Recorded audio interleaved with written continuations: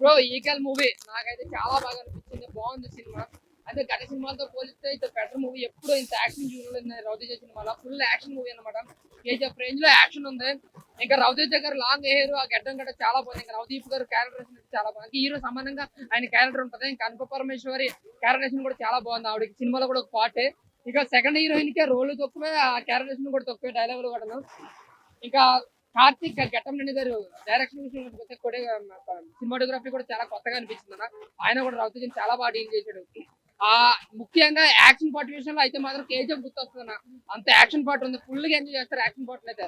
ఆ సెకండ్ అన్న స్టోరీ అనేది కొంచెం రొటీన్ అయినా సరే కొంచెం కొత్తగా చూపించారు. అది కూడా మనకి సెకండ్ హాఫ్ లో తెలియదు. బట్ ఎలివేషన్ లో కొంచెం ఎక్కువ పెట్టారు. ఎలివేషన్ బాగా ఎక్కువ పెట్టారు అనిపించింది. బట్ కేజీఎఫ్ రేంజ్ లో ప్రతి సీన్ కూడా ఎలివేషన్ తోనే మొదలవుతుంది మనకి.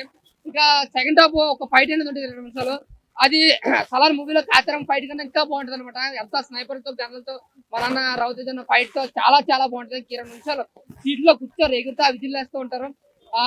నాకు తెలిసి ప్రశాంత్ ఈ సినిమా చూస్తే ఇలాంటి ఇంకా సలార్ 2 లో పెట్టచ్చు.